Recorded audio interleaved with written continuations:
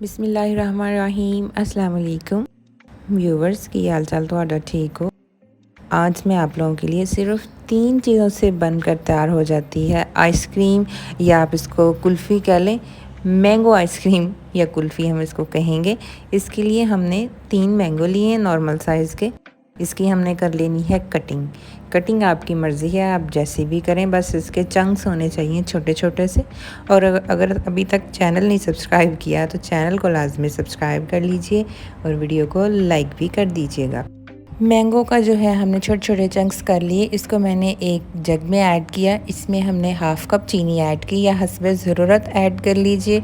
Electric hand blender है मेरे पास, तो उसके साथ मैं इसको ब्लेंड कर रही हूँ। इसकी हमने बनानी है मैंगो प्यूरी।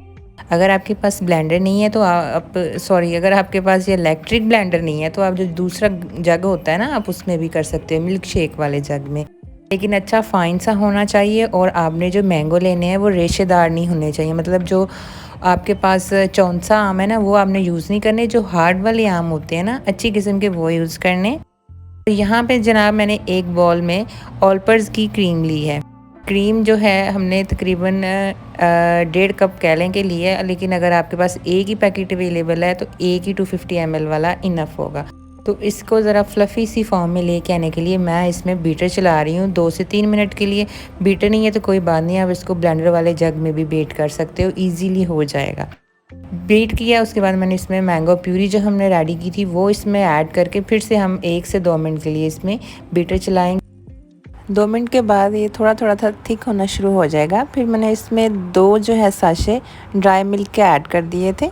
ये तकरीबन आधा कप बनता है। उसके बाद फिर से हम इसको तकरीबन 30 सेकंड के लिए बीट करेंगे अच्छे से। उसके बाद इसका कलर मज़ीद खूबसूरत करने के लिए मैंने इसमें ज़र्दा कलर 1/2 टीस्पून मैंने ऐड कर दिया है। और देखिए कितना अच्छा कलर आ गया। हल्का से इसको फिर से बीट कर लेंगे।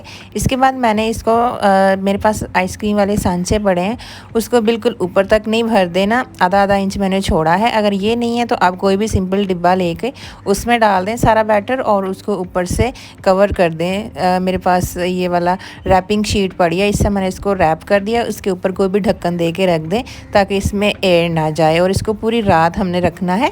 और उसके बाद इसको जब निकालें तो हल्का सा इसको पानी लगाएं ताकि ये इजीली बाहर आ जाए सारे मोल्ड को रखें किसी भी बॉल में। उसके बाद आप ठंडी ठंडी सी मैंगो आइसक्रीम या कुल्फ़ी कह लें, इसको आप इंजॉय कर सकते हैं और बच्चों को भी दे सकते हैं।